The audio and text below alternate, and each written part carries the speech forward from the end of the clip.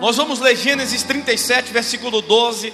Está escrito assim: Jacó habitava na terra das peregrinações de seu pai, na terra de Canaã. Versículo 2: Estas são as gerações de Jacó. José, aos 17 anos de idade, estava com seus irmãos apacentando os rebanhos. Sendo ele ainda jovem, andava com os filhos de Bia e com os filhos de Zilpa, mulheres de seu pai, e José trazia ao seu pai más notícias a respeito deles. Diz amém. Meus queridos, todos nós conhecemos esse capítulo específico de Gênesis. Capítulo 37 de Gênesis é tema áureo para mensagens ministradas por grandes homens de Deus em toda a nossa nação e em outras nações. Quando nós lembramos de Gênesis 37, um dos temas que mais nos é proposto é falar sobre sonhos. Eu particularmente já ministrei muito, você já foi muito ministrado por mim e por outras pessoas acerca dessa história e sobretudo neste capítulo.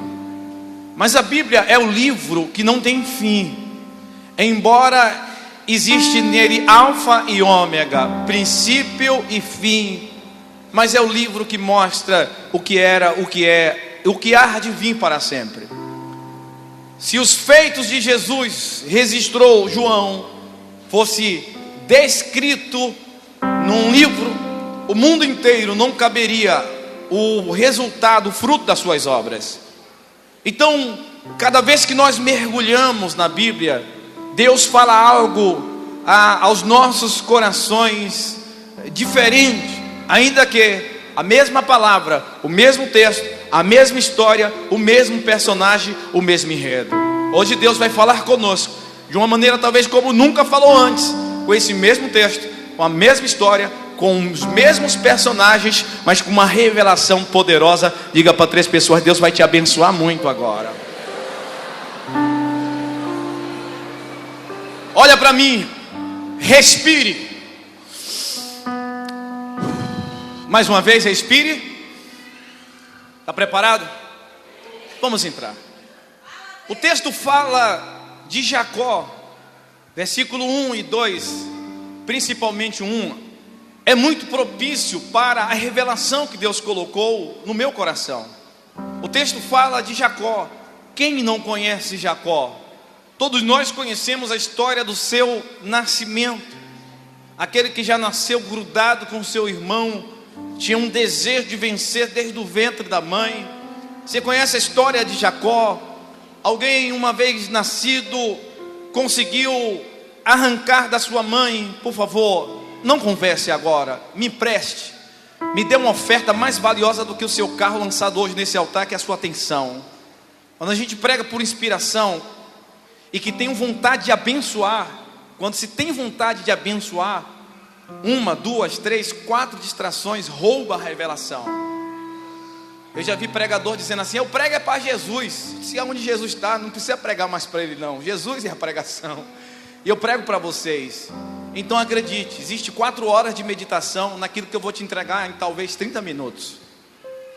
É muito proveitoso para mim, não é um sofrimento, mas é um momento que eu poderia estar com minha filha, com meu filho, com a minha esposa, que eu me desligo de tudo com Deus para ser ministrado, abençoado e mais ainda desejoso de abençoar a sua vida. Então me empreste, a não ser que seja uma questão biológica, o irmão do seu lado soltou um pum, alguma coisa assim, mas segure, prenda, porque é importante para que Deus traga a revelação.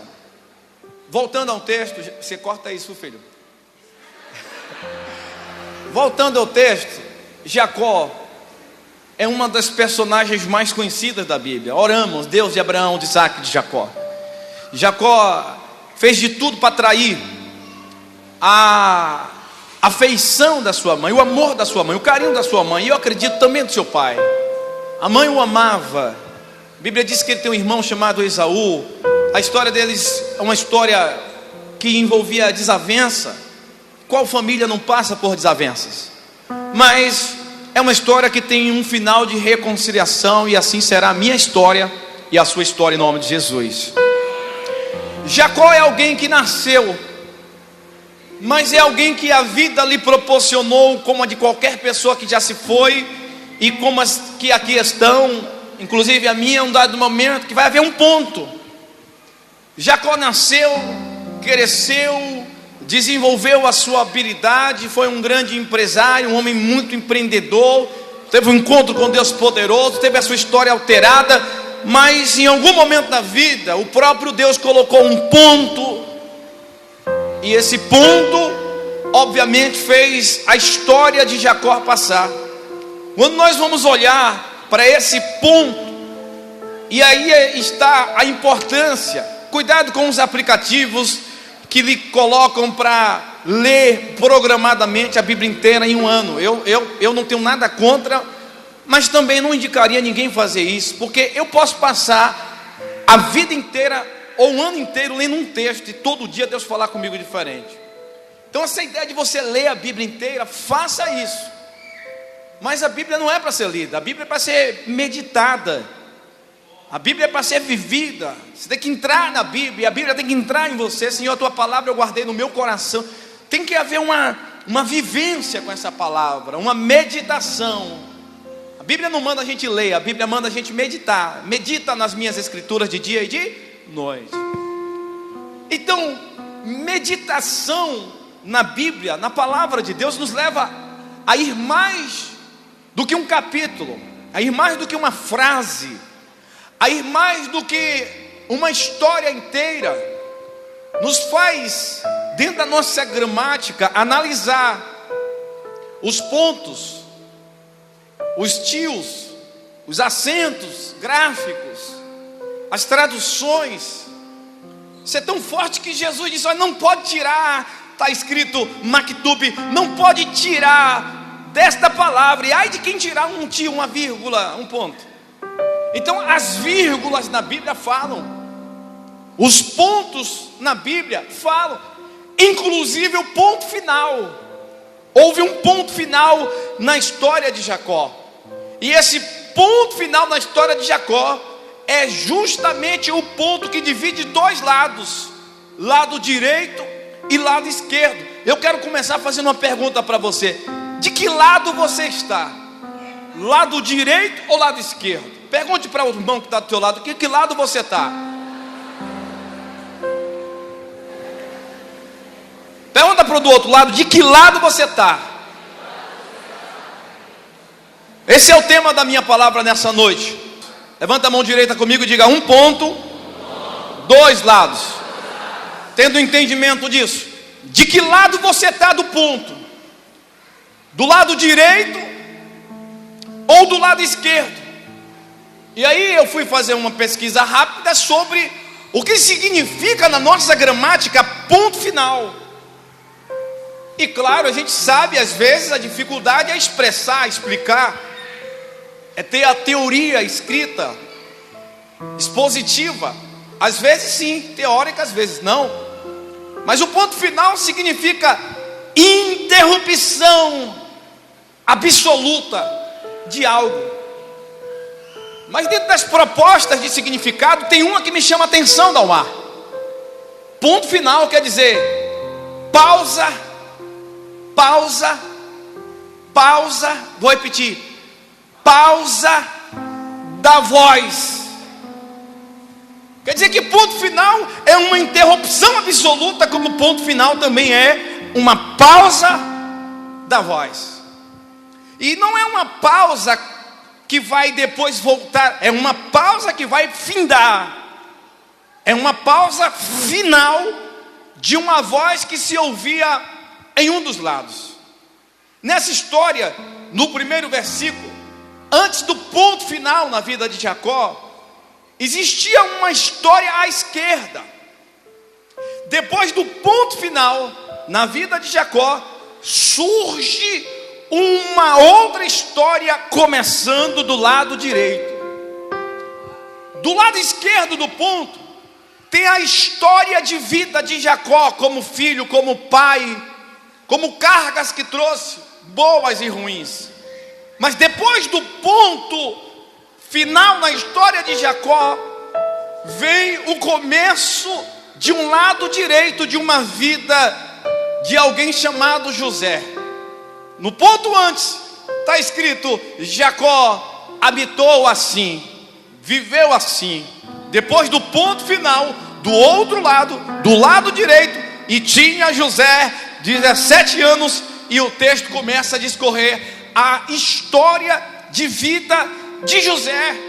Então, olha que coisa interessante. Vamos pensar nesta noite algumas reflexões que Deus trocou aquilo que eu iria ministrar para alcançar você nessa noite, que não consegue romper, que não consegue projetar, que não consegue realizar, ou que está em crise com alguma coisa na sua vida que não desata. O problema nunca estará em Deus. E às vezes o problema não é o diabo, como a igreja evangélica prega. Talvez o problema seja você. Mas eu quero te dizer que Deus hoje vai dar a você a oportunidade de botar um ponto final e mudar de lado e trazer um nível extraordinário para a sua vida. Alguém já está entendendo o que Deus vai fazer no final? Então joga a mão para cima. Uma é pouca, duas, bate palma e dá glória para Jesus. Diga aleluia. Então nós vamos observar nesse texto que esse ponto absoluto na história entre Jacó e José é justamente um ponto que traz uma inauguração para o novo tempo. A Bíblia é extremamente instrutiva e nos propõe sempre o desafio de vivermos sempre algo novo. Você vai ver isso em Gênesis, você vai ver isso durante todo o percurso dos livros, e você vai ver no final em Apocalipse, ainda no céu, Jesus dizendo: eis que faço novas coisas. Antes desse ponto, nós vamos ver que há um marco, que há um referencial. O referencial em duas histórias: a história de Jacó e a história de José. E a pergunta é, analisando essas duas histórias, eu quero saber onde você está na sua história, de que lado você está, e uma vez identificando isso, de que lado você vai passar a estar, a viver e a percorrer daqui para frente. Por isso que eu disse que hoje Deus desata um divisor de águas na sua história. Posso ouvir um amém? Do lado esquerdo, o texto termina a história e a morte praticamente anunciada de Jacó. Do lado direito começa a história de José. Do lado esquerdo nós vamos ver que era o fim para um. Do lado direito nós vamos perceber que para outro é o começo. Nós vamos ver que do lado esquerdo há um homem envelhecido, há um homem sofrido, há um homem experimentado no campo e até mesmo no trabalho. Mas do lado direito tem alguém novo, começando novamente uma nova história sobre a sua vida. Outra coisa interessante que nós vamos olhar dentro desta reflexão e meditação é o lado que nós decidimos ficar. Esse vai destinar a nossa vida. Sua vida hoje é exatamente aquilo que você decidiu ser. Você está hoje exatamente do lado que você decidiu estar. Se o lado não está bom, fala graças a Deus. Deus nos dá todos os dias a oportunidade de mudar de lado e ir para o lado certo. Quando olhamos para esse texto, nós vamos acessar algumas áreas em nós. Algumas áreas, me permita, acessar na sua vida que talvez você não queria acessar, mas que claramente tem trazido separação em algumas áreas na sua vida. Aqui nós vemos um pai e um filho unidos na vida geneticamente, unidos na vida espiritualmente, tinham o mesmo sangue e eles tinham o mesmo Deus. Deus era o Deus de Abraão, era o Deus de Jacó, mas que também foi o Deus de José. Mas mesmo essa história ligadas entre si, geneticamente, espiritualmente, ainda assim, depois do ponto final, houve uma separação. A gente vai analisar e vamos perceber, Jacó termina a história dele, e José, depois do ponto final, começa a sua história. Eu só vou abrir um parênteses para você começar a compreender o que Deus vai falar no final. Mas tem gente aqui roubado hoje porque não colocou um ponto final numa história que não é sua. Você está vivendo a sua história baseado numa história à esquerda que já passou na vida de alguém. Fecha o aspa, fecha o parênteses. Vamos voltar para o texto. Quando a gente analisa esse versículo, a gente traz pelo menos no coração, pois assim aconteceu comigo. Por que 4 horas? Porque eu tive que analisar a minha vida. Eu tive que analisar a minha raiz familiar. Eu tive que analisar o meu testemunho acerca desta palavra. E eu não tenho receio nenhum. Pelo contrário, sinto-me orgulhoso em ter que falar as coisas que eu vou falar nessa noite. Primeira coisa que nós aprendemos desse ponto e dos dois lados, analisando a vida de Jacó, o ponto e a vida de José, é que na minha vida, na sua vida, não pode haver lugar para as repetições de padrões. Diga para o teu irmão, não repita os padrões antigos.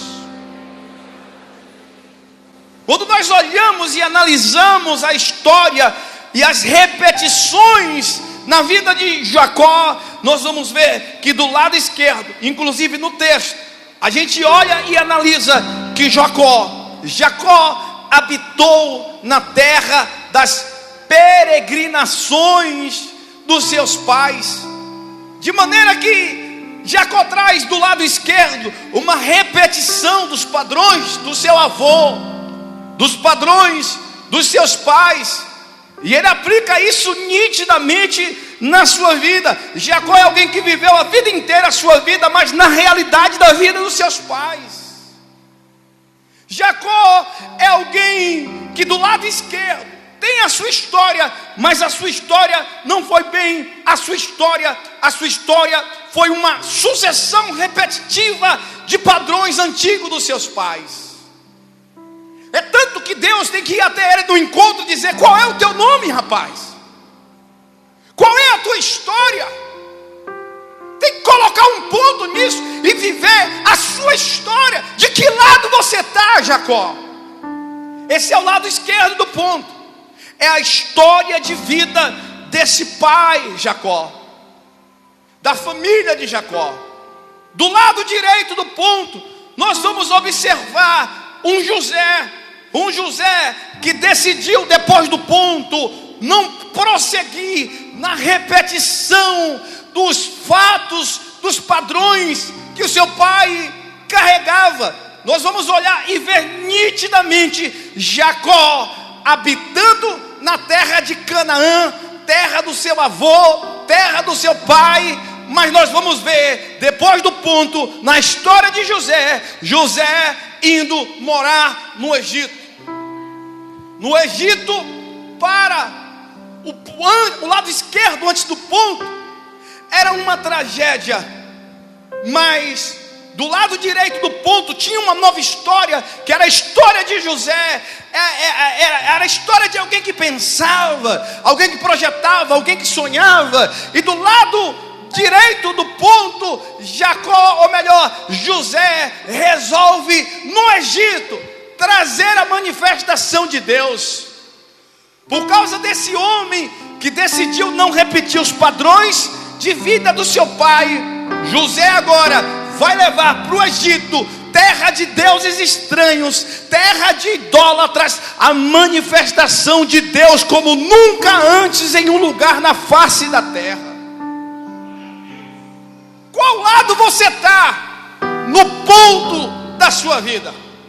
Do lado esquerdo, na repetição dos padrões, daquilo que seu pai foi, daquilo que seu pai teve, daquilo que seus pais gerou ou não gerou, daquilo que seus pais cometeram de errado ou de certo, ou você decidiu no ponto viver a sua história e fazer dela uma história relevante, extraordinária na sua vida. Tem gente que não consegue se manter casado, sabe por quê? Depois do ponto, está vivendo do lado esquerdo, porque a minha mãe não deu certo, porque o meu pai não deu certo, porque a minha família foi um desastre. Carrega isso consigo. Depois do ponto, Deus abre a porta direita, mas ela decide diante da porta direita ficar vivendo na porta esquerda antes do ponto, carregando uma repetição de padrões antigos. Quem está entendendo, diga eu. Mas eu quero te dizer nessa noite, levanta a mão, isso é uma palavra profética na sua vida. Se você decidir escolher o lado certo do ponto da vida, eu quero te dizer que Deus vai te dar a oportunidade de definir quem você vai ser, e o que você vai ter, e o que você vai fazer. Quem recebe isso, diga amém. Dê um aplauso bem forte para o Senhor.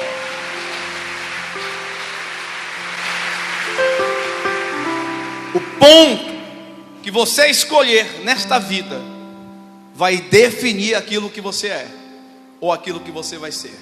Essa escolha não depende de Deus, senão todos se salvariam. Depende de você. Você que nessa noite talvez esteja aqui repetindo na sua família padrões repetitivos que já vem de gerações. O que é maldição hereditária? É um mal independente do mundo espiritual, mas que vem acontecendo, pode até ser emocional, pode ser físico, que vem acontecendo e a gente aceita, e mesmo depois dos pontos da vida, a gente resolve ainda dar continuidade a uma história que já teve um ponto final, a voz que já pausou. Tem gente que bota um heavy, aperta o play e quer escutar novamente. O texto diz: Jacó habitou na terra, coloca o versículo primeiro, Bia. Habitou na terra das peregrinações de seu pai. Olha o que o texto está dizendo: nas peregrinações de seu pai, dos seus pais, na terra de Canaã. E não pense que eu estou falando mal de pai e de mãe, pelo amor de Deus. Eu sou pastor dos meus pais que aqui estão.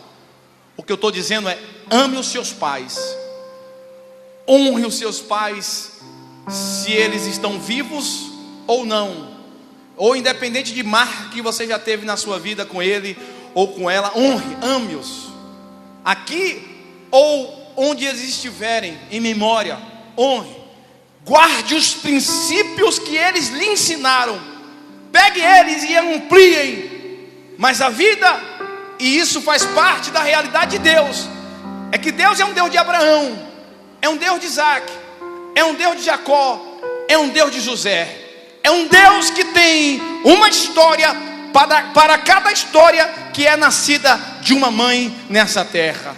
Sua história é a sua história, a minha história é a minha história, a história dos meus pais que estão aqui na frente é a história dos meus pais. Comigo, eu trago os princípios, eu trago os ensinos, eu trago os bons conceitos, mas existem padrões repetitivos que nós não podemos trazer. Por exemplo, o padrão do casamento dos meus pais para quase 50 anos de vida que aqui estão, é um padrão que não pode se aplicar no meu padrão de vida. Há um ponto, meus pais casaram, ponto final, fizeram a geração deles, ponto final. Existem dois lados: ou eu vou entrar num casamento depois do ponto, preso na história dos meus pais, ou eu depois do tempo vou decidir construir a minha história. Você não pode repetir os padrões. Meu pai, eu nunca vi o meu pai desonrar a minha mãe, dormir fora de casa. Embora antes de Cristo era um caba difícil, mas eu era pequeno, não tinha como ver. Minha mãe que conta a história, tem que ficar alguém para contar a história. Mas eu sempre vi o meu pai um provedor, um homem de caráter, alguém dentro de casa. Cada um aqui tem a sua história de pai, histórias boas, histórias ruins, histórias de mães, histórias boas, histórias ruins. O pai é um referencial de pai, mas também é um referencial de homem, que também deve ser um referencial de marido, que também tem que ser um referencial de amigo, que também tem que ser um referencial de provedor, de companheiro, de conselheiro, de exortador. O pai tem que ter vara, mas também tem que ter cajado. A mãe é a mesma coisa. É um referencial de mulher mãe, de mulher geradora, da manifestação do amor de Deus. É um referencial de esposa para as filhas e de esposa para os filhos. E como nós somos crença, como nós somos repetições dos fatos que vemos, ouvimos e sentimos, isso gera crença. Se a crença for programada em padrões padrões errados, você está enfadado depois do ponto, ter tudo e ao mesmo tempo não ter nada. Eu já casei pessoas que disseram para mim assim: olha, eu vou ser feliz quando eu casar, e daqui a pouco, um negócio de 20 dias está em crise no casamento. Por quê? Repetições dos padrões antigos. Os padrões antigos dos meus pais era diferente. O homem era aquele que imperava. Pá! A mulher, ela era aquela que se submetia, mas era uma submissão não bíblica. A submissão bíblica, ela continua até hoje. Se eu disser para minha esposa vai, ela vai. Se eu disser para minha esposa vem, ela vem. Isso é submissão. Mas sabe por que minha esposa vai e vem? Porque eu a amo como Cristo amou a igreja. É o meu referencial, o meu modelo. Porque se eu repetir alguns padrões antigos do meu pai, é possível que o meu casamento acabe hoje. Quem está entendendo? Porque o padrão repetitivo do meu pai antigo era um. Meu pai é da época que os pais escolhiam com quem ia casar. Hoje é diferente. Existem padrões que talvez você esteja trazendo de grosseria para a sua família, de grosseria para os seus filhos, de grosseria para o teu marido, para a tua esposa, para as pessoas, e você não é essa pessoa. Você vem sendo, e se você vem sendo, isso significa que você pode ser diferente. Você nunca vai deixar de ser você. Diga, eu sou eu mesmo. Mas sendo você mesmo, você pode ser melhor do que você pode ser. Diga eu. Levanta a mão direita, diga eu. Se denuncie logo, tem ficha caindo aí? Diga, se denuncie, diga, eu posso e vou, a partir de hoje, reproduzir um padrão diferente na minha vida. Diz amém, diga glória a Deus. Levante outra mão e dê um forte aplauso para o Senhor.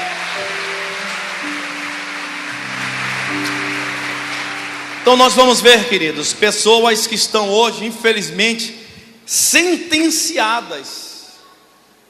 Você acredita? Algumas pessoas dizem, rapaz, como é que você consegue pastorear fulano de tal? Porque eu sei que fulano de tal, infelizmente, depois do ponto da história dele, talvez por ignorância, por falta de uma ministração como essa, por falta de um acompanhamento, discipulado, de uma palavra, não consegue deixar, porque foi sentenciado, de aplicar o seu padrão repetitivo de vida passada. Mas eu não preciso ser assim. Você também não precisa ser assim. Como filho, meu pai dizia, é isso. Se eu perguntasse qualquer coisa além do isso que ele disse, era uma surra. Hoje o meu filho fala, eu não posso repetir o padrão do meu pai, o padrão dos meus pais, o padrão da minha mãe. Então meu filho sabe que ele pode até replicar numa pergunta para tentar entender uma resposta de uma maneira diferente. Mas os princípios de respeito, de honra, de amor, de relacionamento, de convivência, que eu carrego dos meus pais até hoje, esses princípios me fizeram viver uma vida ampliada. Levanta a sua mão que eu vou te profetizar algo muito forte na sua vida agora. Aquilo que os seus pais foram de bom, Deus te gerou para que você seja ainda melhor. Aquilo que os teus pais foram que não foi tão bom, Deus te gerou para mudar os padrões repetitivos e ser referencial para os seus filhos, para a sua geração. Quem está entendendo, diga eu recebo, e dê mais um aplauso para o Senhor. Diga aleluia.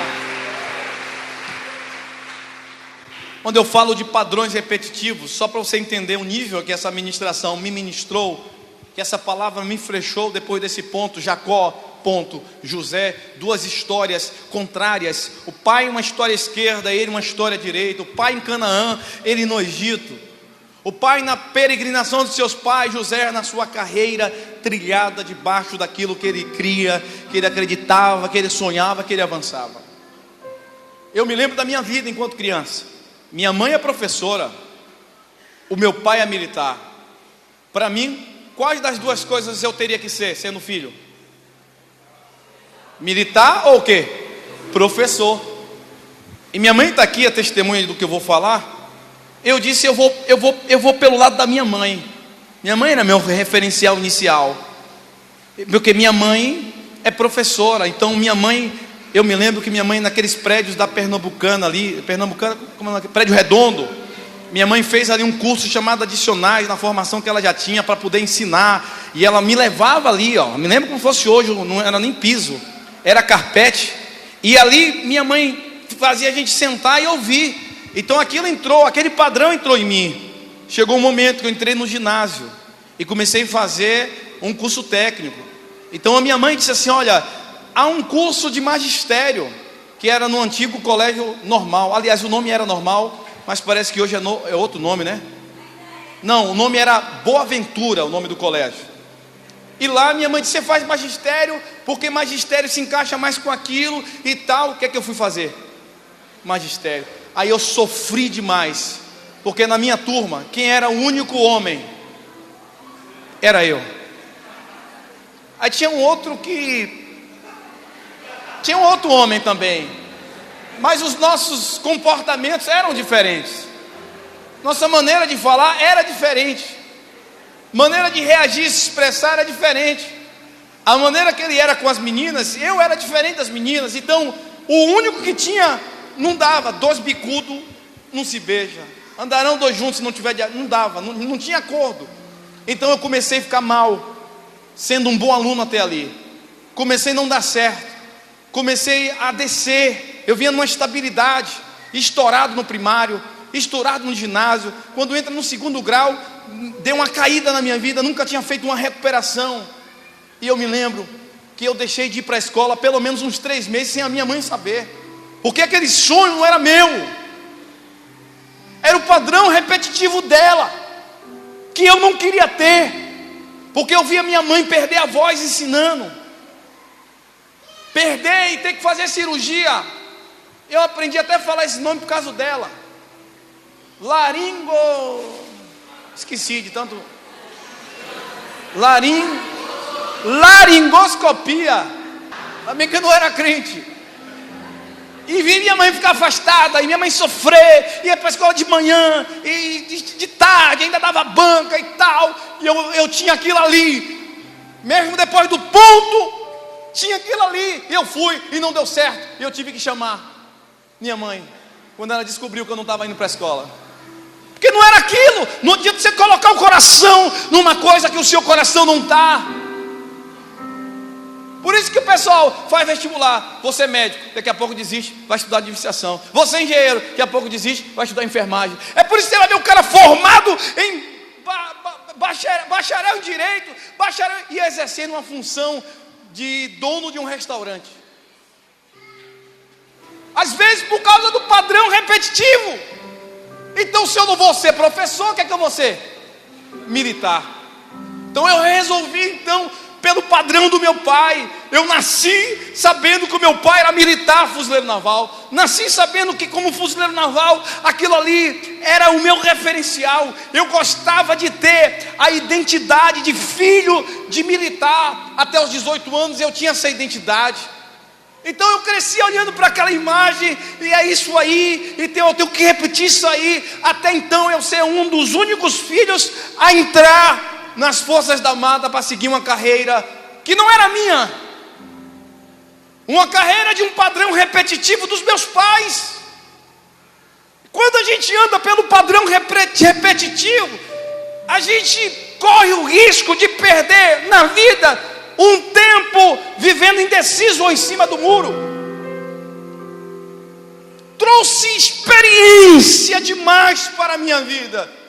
Tentar ser professor, tentar ser militar. Aprendi coisas. Todo jovem deveria entrar, não na perspectiva minha, eu vou entrar para o meu pai ficar alegre comigo. Eu vou entrar porque meu pai vai dizer: yes! Meu filho! Então a motivação do meu pai era boa, mas a minha era errada. Eu não vou porque eu quero ir, eu vou porque o meu pai vai ficar bem. E essa repetição de padrões me trouxe crises. Crise é uma das palavras que mais se fala nos nossos dias. Mas a crise, para quem já tem ou já está marcado para ter Cristo, é uma oportunidade. de colocar um ponto, dizer: eu não quero ser do lado esquerdo, eu quero passar para o lado direito. Quem quer que eu pare e diga glória a Deus? Quem quer que eu continue e diga aleluia? Aleluia. Eu não sei qual é a sua história. A minha história é essa. Até eu decidir que meu pai e minha mãe, na história deles, tem um ponto que tem que ser final. Repito, não de amor, de honra, de companheirismo. Ontem eu fiz algo para minha mãe, que ela olhou para mim e disse: meu filho, eu não mereço. Eu disse: minha mãe, o que a senhora merece eu não posso te dar, a nível de honra que eu tenho com os meus pais. Então não deixe o diabo inverter na sua mente a palavra, por causa de uma ferida lá com seus pais, gerar algum sentimento estranho que não seja curador, restaurador e divisor de águas na sua vida. Então a história do meu pai tem um ponto. A história do meu pai tem um ponto. Combati o bom combate, completei a minha carreira e ponto. A partir de agora começa a minha história. José foi assim, o meu pai foi assim, o meu pai foi enganador, o meu pai, porque foi enganador lá na frente, também foi enganado por 7 anos, mais 7 com o sogro. Deus mudou a história dele e tal, veio para Canaã. Mas a minha história, Deus tem outros negócios. Tudo que o seu pai foi de bom, que a sua mãe foi de boa, você tem um ministério para fazer e ser ainda melhor e ainda maior. E o que não foi, depois do ponto, você tem que largar lá do lado esquerdo e prosseguir a sua caminhada do lado direito. Você nunca ouviu o que eu vou te falar? Eu já preguei 200 vezes sobre o filho pródigo. Revelações de mexer na alma. Mas eu nunca disse que eu vou falar agora. O filho pródigo era alguém que não aceitou viver uma repetição programada dos padrões que ele tinha em casa. Ele queria crescer, ele queria conquistar, ele queria conhecer outros lugares, ele queria aspirar. Havia algo dentro dele que todo ser humano tem, só não tem coragem de fazer. O problema do filho pródigo é que ele tinha a vontade certa, mas o seu projeto foi uma tragédia que se transformou numa faculdade para mudar a maneira de pensar e de agir. Ou talvez consolidar a de pensar, mas mudar a de agir. Ele tinha as motivações certas, mas tomou as decisões erradas, quebrando o princípio, saindo antes do tempo, fazendo, achava que era. É que nem um discípulo que você ganha para Jesus, quer se matar, se corta, faz tudo isso, perde noite, ministra a família, daqui a pouco acha que quer ser pastor e tal, e quer passar por cima de mim, e você já não presta mais. Foi o que aconteceu com o filho pródigo. Mas a motivação dele era a motivação que eu tenho que ter, que você tem que ter. Eu quero aspirar, eu quero crescer. Você quer ser pastor? Seja pastor. Mas se você é dessa igreja, me procura, eu quero ser pastor. Eu mesmo vou ungir você pastor, e ainda vou levar você para um lugar e dizer: faz o trabalho, desenvolve o trabalho aí, mas cumpra o princípio. Até hoje eu não tive um dos líderes que teve coragem de fazer isso, mas eu estou esperando. Todo dia eu digo, sempre: quer ser, pega o casal, testemunho de casal, testemunho de família, testemunho de filhos, abre uma geografia, debaixo da cobertura, damos todo o apoio, vai conquistar as vidas para Jesus. É que a nossa maneira de pensar como igreja não é a ideia de ter muitos templos, como a maioria das convenções e denominações, porque é maior quem tem mais templo. Nossa visão de igreja são pessoas, são vidas, que mais do que se reunir aqui quarto ou domingo, estarão todos os dias em relacionamento com alguém dentro da igreja de alguma forma, em casa ou em outra geografia. Mas esse jovem tem a motivação certa, ele só tem as decisões erradas. A Torre de Babel, motivação foi excelente. Nós vamos construir um projeto e tal, mas aí infelizmente o projeto, a maneira que eles agiram, quebraram o princípio, deixaram Deus de canto, próprio Deus foi lá numa hora, parecia que o projeto estava tudo certo e deu uma bagunçada, disse: não estou nesse projeto em princípio não. E você sabe o que aconteceu.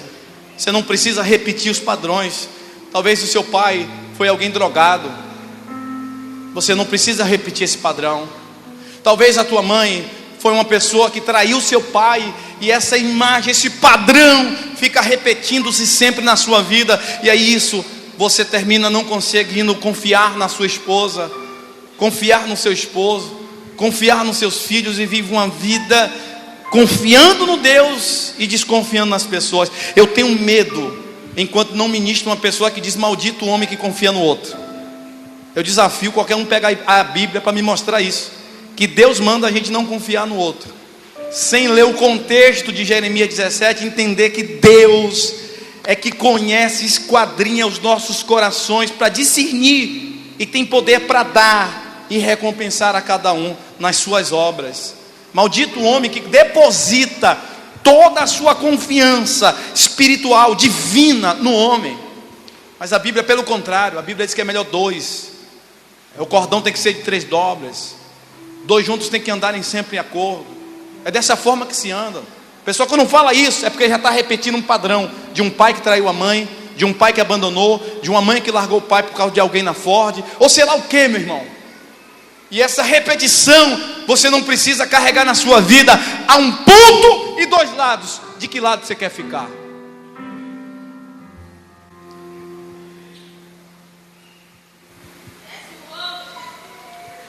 Quando nós olhamos para a história de José, e a gente vê essa atitude que José teve, de não repetir a habitação, a peregrinação dos seus pais, os padrões repetitivos, José vai para o Egito. Ontem à tarde, eu assisti um pedaço de 5 minutos num programa que fala: quem quer ser um milionário, alguma coisa assim. Hein? O nome do programa é esse? Quem quer ser o próximo milionário, alguma coisa assim. E aí a pessoa senta lá, se inscreve e começa a responder umas perguntas, que vai ganhando uma quantia até chegar a R$1 milhão. Então, teve R$1 milhão, é um milionário. Então a pessoa vai ali e se sujeita, e tem algumas ajudas, é uma forma fácil de ser milionário. Assim, eu até mando você, vai se inscrever lá, mas estuda também, porque mesmo sendo fácil, tem que estudar e acertar tudo. E quase ninguém até hoje nunca vi dizer que ganhou. Mas uma mulher ontem coincidiu eu ligar a televisão, e uma mulher estava falando assim: olha, eu sou casado com um egípcio. Aí falou em Egito, Canaã, Israel, 10 mandamentos, atrai logo.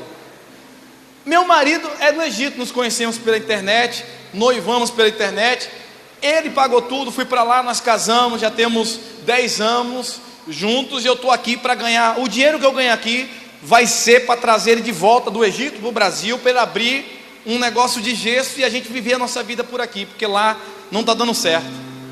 Aí o apresentador disse assim: ele mora no Egito? Tal, nós temos 2 filhos.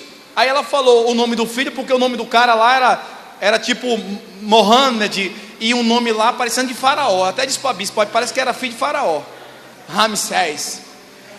E aí o segundo filho dela, qual era o nome? José. Só que acontece, ela abriu a boca para dizer: eu ouvi falar que na Bíblia, e com certeza alguém deve ter assistido isso aqui, eu ouvi falar que na Bíblia teve um José lá do Egito com uma história boa. Eu quero te dizer, isso é uma profecia na sua vida. Levanta a sua mão direita para receber. Eu não sei, escuta, moço, eu não sei qual história era lida quando alguém abria o livro da sua vida. Eu não sei. O que eu sei é que Deus hoje está te dando uma oportunidade de escrever uma nova história, quebrando crenças repetitivas e escrevendo cada dia como um dia novo. Você vai deixar um livro chamado Legado com seu nome, e pessoas vão olhar depois do ponto final da sua vida e vão ter a sua vida como um referencial que de fato vale a pena ser vivida. Quem está entendendo isso, reaja, diz amém, diga glória a Deus e se expresse na presença do Senhor. Diga para o teu irmão: Deus está te dando um livro novo. Primeira coisa que a gente aprende, a primeira coisa: quebrar os padrões repetitivos. Não é porque aconteceu com seus pais, não é porque aconteceu com seus avós. Eu vi ontem um parente meu que é pastor dizer assim: olha, sabe por que isso está acontecendo? Porque lá nos ancestrais da minha família, fulano de tal morreu assim, fulano de tal deu um tiro na cabeça, fulano de tal matou não sei quem, fulano de tal morreu de álcool, fulano de tal morreu de cirrose, fulano de tal cá, e por isso que isso está acontecendo com meu filho. Eu disse: Jesus da glória, reescreve a Bíblia e entrega para ele. Porque a Bíblia diz que quando você aceita Jesus, é claro que não é só aceitar e levantar as mãos como você vai fazer hoje, mas se entrega num encontro para entender e compreender o que é aceitar Jesus. Você está permitindo colocar o pé na porta da maldição, dizendo: maldição, você imperou na vida dos meus tataravós, bisavós, meus avós até entraram na vida dos meus pais, mas na minha vida, eu e a minha casa serviremos ao Senhor. Aleluia! Diga para 3 pessoas: quebre os padrões repetitivos. Segunda coisa, um ponto final, vírgula: divide sua história da história dos seus pais. Apenas um ponto final, que pode ser aqui hoje, tem um poder em Deus para dividir a sua história da história dos seus pais. Porque seus pais tiveram e viveram a história deles, mas você precisa viver a sua história.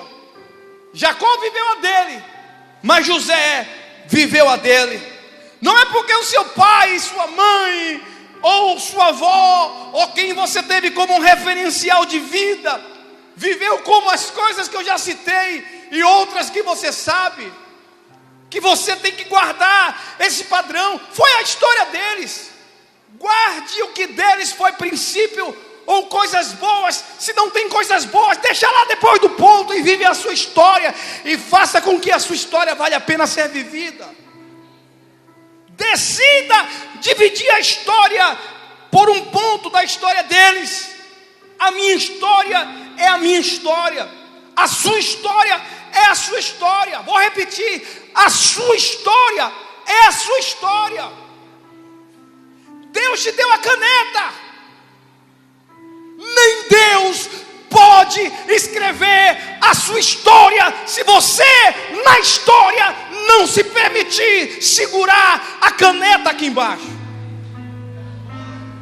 Mas tem promessa de Deus? Tem, mas está morto, ou está no presídio, ou mataram, ou está no centro de recuperação, ou não está casada, ou não consegue se manter casada com mais ninguém, ou casado com mais ninguém, não consegue mais abrir um negócio, não consegue mais viver as promessas. Tem promessa, mas não consegue. Por quê? Porque a caneta da sua história é você que coloca o ponto.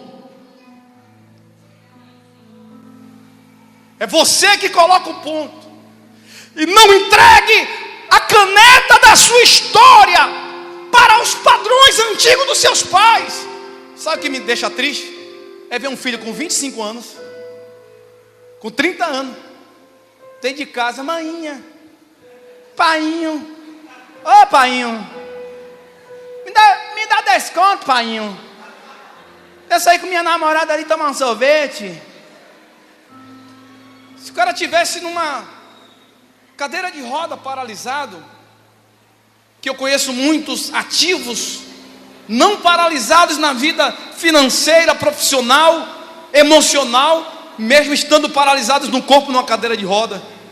Cara forte, menina robusta, não tem coragem de pegar uma vassoura para fazer uma faxina, uma enxada para ajudar o pedreiro. Às vezes na igreja eu tenho que ficar apelando alguém para pagar, para ser ajudante.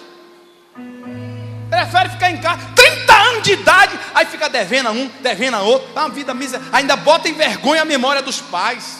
Sua história é a sua história. Para de pegar a caneta e colocar a culpa do escrito errado nos outros. Ah, é porque o senhor não sabe o que o seu pai fez comigo, meu pai fez comigo. O senhor não sabe o que minha mãe fez comigo. É porque o senhor não sabe a história antes do ponto do lado esquerdo. Eu não quero saber, porque geralmente a história por trás do ponto do lado esquerdo guarda-se mais o ruim do que aquilo que multiplica. Guarda mais o que divide do que aquilo que soma.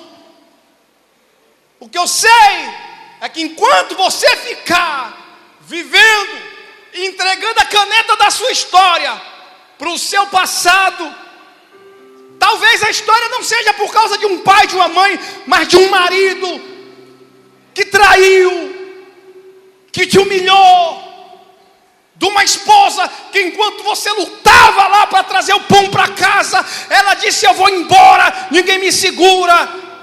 E quem sabe se uniu a uma pessoa que você conhecia.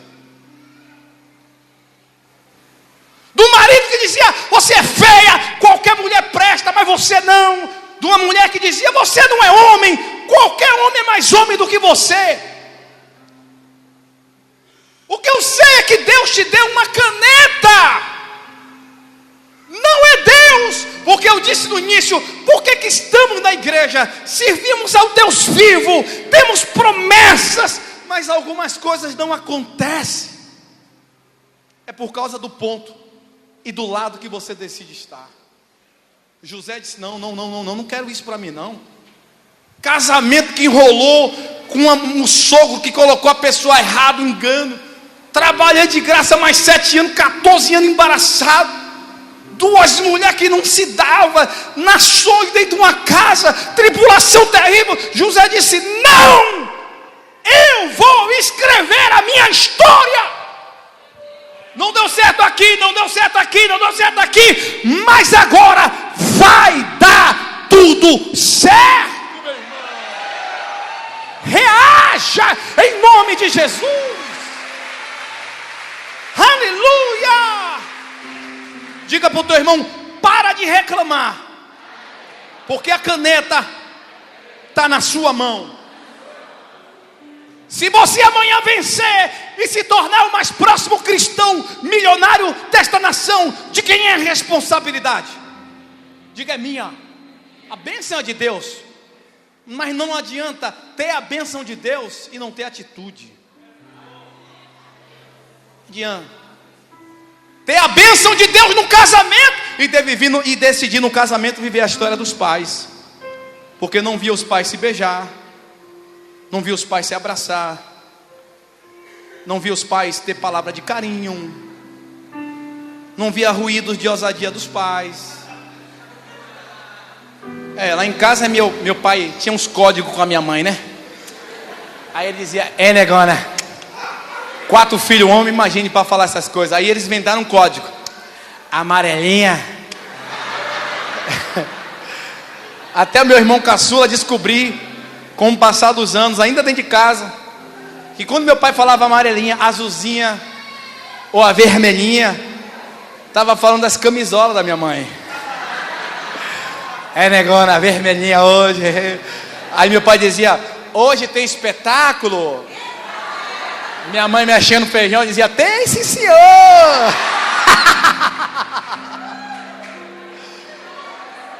Eu guardo essas coisas boas.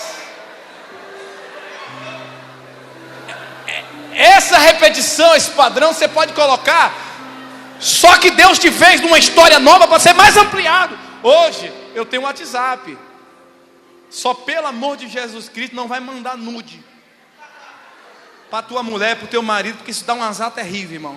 Misericórdia. Mas outro dia eu passei na feira e tinha um caqui. Tirei uma foto do caqui bem vermelhinho, todo fofinho assim. Ela sabe que eu gosto de caqui. Quando eu pego o caqui eu dou aquela mordida que vai babando aqui. Aí eu mandei a foto para ela e disse: amor, vi esse aqui, lembrei de você. 11 horas da manhã. Mas eu já estava pensando de noite quando o culto acabasse em casa. Era um face a face eu e ela. Aí ela bota aquela carinha assim, envergonhadinha. Aí a ficha caiu. Então essas coisas precisam. Mas você, se amanhã der certo na vida, você é o culpado de ter dado certo. Se hoje na vida não está dando certo, você. Meu bispo, eu estou entrando aqui hoje pela primeira vez para o senhor dizer que eu sou culpado. Veja bem, analise e guarde o melhor da coisa. Você é o culpado. Mas porque você é o culpado e sabe que a responsabilidade e a caneta está na sua mão, então hoje Deus está dizendo para dizer: bom, se não é o diabo, se não são as pessoas, se não é o passado, então sou eu. Diga assim: sou eu? É você mesmo. Então, se é você mesmo, está tudo certo. Você de Deus está tendo a oportunidade, se é você, de mudar você mesmo e a sua história, meu irmão. Maridos aqui não vão carregar heranças do passado, vão virar uma seda. Um leão sedoso, não é ceboso, sedoso. Então temos que entender isso. Está na sua mão. Pega assim, ó. 1, 2, 3. 1, 2, 3. Está na sua mão. Não joga para o passado. Não joga na mão do diabo. Não joga na mão de quem já se foi. Na esquerda do ponto. Pega a caneta e diz: Senhor, já tem gente anotando aí que eu estou vendo. Senhor, a partir de hoje eu tomo posse das minhas promessas. Eu tomo posse da minha cura. Eu tomo posse das minhas motivações. Eu vou conquistar. Final, vou liberar algo profético na sua vida, porque a sua vida ainda vai ser cenário de pregações para muitos pregadores no país e fora dele. Você crê nisso? Diga: eu vou ficar do lado direito da vida. De que lado você está hoje? Eu sei de que lado você vai passar, mas de que lado você está hoje até essa palavra? Você está atrás do ponto do lado esquerdo ou você está depois do ponto do lado direito? Uma vez minha mãe me levou para passar uns dias na casa da minha avó em Salvador, e eu não tinha noção que a BR-324 eram 2 vias, que para pegar um ônibus para voltar para Camaçari, ainda novinho, naquela época não tinha negócio de sequestrar criança, então 10, 11 anos minha mãe dizia: vai filho, toma aqui, vai e se vira, tá, puf, vai lá meu filho. Então peguei, na época era Via Azul. Pergunta para o seu irmão: você conheceu a Via Azul? Ó, ainda bem, Daiane, que eu era bem menininho nessa época. Mas tinha uma empresa de ônibus que antes da regional, que era a Via Azul. E aí eu entrei no Via Azul, parei lá. Na hora de voltar da casa da minha avó, minha mãe disse: olha, você atravessa para o outro lado e pega o mesmo ônibus, vai estar escrito lá Camaçari, tu entra. Aí tudo bem. A perspectiva da minha mãe era do outro lado, para quem está indo para Salvador. A minha, de que fui levado por um viaduto que passava por trás de Valéria e saía na BR-324, era outra. Então a pessoa que me levou arrodeou e me voltou para a entrada na época de uma empresa ali chamada Limba e me deixou. Então está eu no ponto, de longe, não era míope ainda, vendo assim. Aí passou um ônibus azul e branco com o nome o quê? Camaçari. Ah, meu irmão, foi um apocalipse para mim. Eu entrei, paguei a passagem e tal, sentei. Daqui a pouco eu estou vendo um bocado de prédio. Quem morava em Camaçari era roça, né? Só tinha um prédio redondo e o da Inocop. Aí tá eu passando, vendo um bocado de casa, tá, prédio. Aí comecei a desesperar. Aquele desespero. E aí não tem Wi-Fi, não tem celular, não tem WhatsApp, SMS, não tinha nada disso. E aí agora? É você e Deus, ou o diabo, depende a quem você vai entregar a alma no momento. Então assim, eu preciso compreender nitidamente que o lado que eu vou decidir estar da minha vida me levará a um destino, às vezes contrário ao destino que eu desejo chegar. Eu queria ir para Camaçari, peguei um ônibus com o nome Camaçari, mas indo para onde? Salvador. Então às vezes a intenção é boa, mas as atitudes são catastróficas. Deus hoje, no ponto, está querendo fazer você viver a sua história diferente das histórias do seu pai. Diga amém. Terceiro, e eu finalizo. Olhando para esse texto, eu percebo uma coisa: para que se haja de fato um ponto final, é preciso que haja uma iniciativa tua. Nessa iniciativa tua, o ponto inicial só vai acontecer depois do ponto final. Para que haja um ponto inicial, é preciso que antes haja um ponto final. Se você não der hoje um ponto final em algumas áreas, em algumas coisas na sua vida, fique tranquilo, nem Deus vai poder mudar os seus resultados e gerar em você um ponto inicial. É você que tem que dar um ponto final. Você que tem que pausar a voz antiga. Você que tem que decretar uma sentença conclusiva, um fim, um ponto final e dizer: eu não quero mais na minha vida viver mentindo para minha família. Eu não quero mais para minha vida viver enganando a minha esposa, enganando o meu esposo. Ele pensa que eu sou uma coisa, mas eu não sou. Ela pensa que eu sou uma coisa, mas eu não sou. Eu não quero mais mentir para os meus filhos. Eu não quero mais mentir para os meus pais. Eu não quero mais mentir para Deus numa linguagem humana, porque na espiritual você não pode. Eu não posso mais mentir para a minha igreja. Eu não posso mais mentir para o meu chamado. Você tem que colocar um ponto final nas suas áreas e coisas antigas e velhas, para que Deus estabeleça um ponto inicial. E viveu Jacó com as suas gerações na terra da peregrinação dos seus pais. Ponto. Tinha José 17 anos quando começou a sua história. Ponto inicial começa depois do ponto final.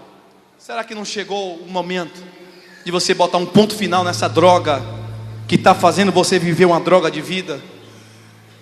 Será que não chegou o tempo de você botar um ponto final nessa cachaça que para nada vai te edificar ou lhe dar qualidade de vida? Você não precisa ter que beber para se alegrar. Se você abraçar Jesus e deixar o Espírito Santo entrar no seu coração, você vai ser a alegria para quem cruzar o teu caminho. Será que não é hora de botar um ponto final nesse ciúme que foi do teu pai, que foi da tua mãe, e trazer para o teu relacionamento coisas novas? Dar um ponto inicial para a sua história. O ponto inicial de uma nova história não começa sem que antes você pegue a sua caneta e decida colocar um ponto final na história antiga. Se alguém está em Cristo Jesus, nova criatura é. Se eu fosse escrever, eu trocaria as palavras no mesmo sentido.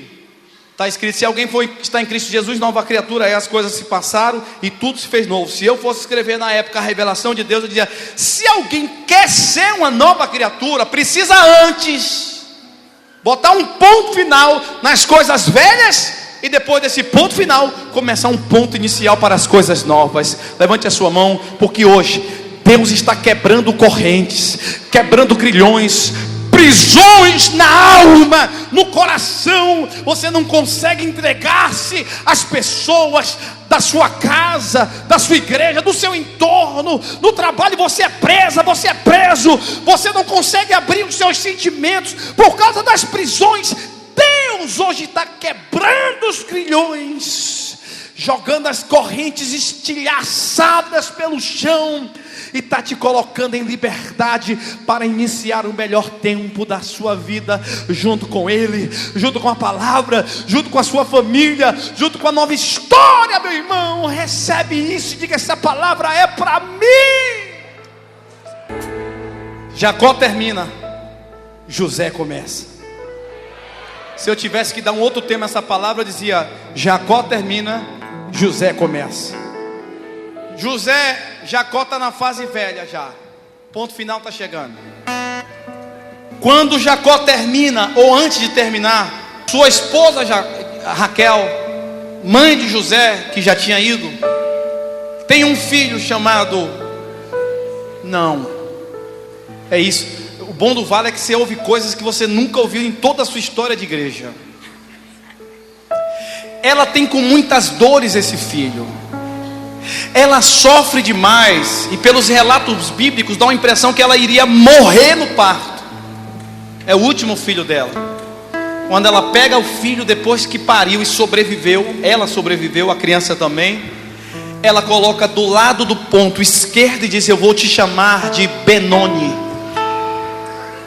filho Benoni, que significa, na nossa linguagem traduzida do hebraico, filho do sofrimento. Eu gosto da atitude de Jacó. Jacó ouve ela falar isso, sai de lá, toma a criança nos braços, depois do ponto, e coloca ela do lado, e diz: não!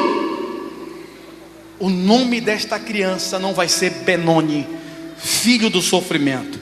O nome dessa criança vai ser Benjamim, filho de Raimundo e Maiara. Sabe o que significa Benjamim?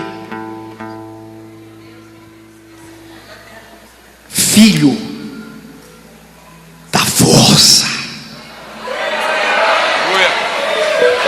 Levanta a mão direita. Rakando biarabando korabase biandarabando kobiandaraço. Eu não sei no teu casamento, na tua família, na tua história espiritual, emocional, financeira, profissional, ministerial. Eu não sei, talvez o teu nome era Benoni. Aqui é outra pregação. Benoni, filho do sofrimento. Que eu sei é que hoje Deus está dividindo as águas na tua vida com um ponto final, estabelecendo um ponto inicial e dizendo: a partir de hoje o teu nome é Benjamim, filho da força, filho da superação. Diga: Deus, eu vou superar.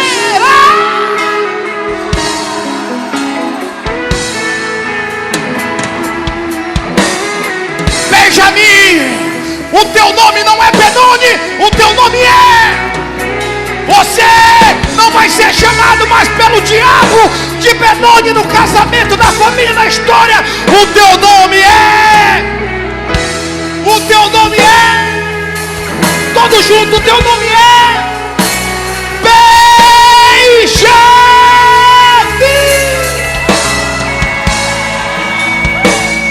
Não importa. Não importa quem você é. Se você quer entregar a sua vida para Jesus hoje, você está afastado. Benoni, filho do sofrimento, filho da frustração, filha da angústia. Jesus está aqui hoje, e você precisa fazer algo. Sair do seu lugar e entregar a vida para o Senhor Jesus hoje aqui. Vem depressa, vem depressa.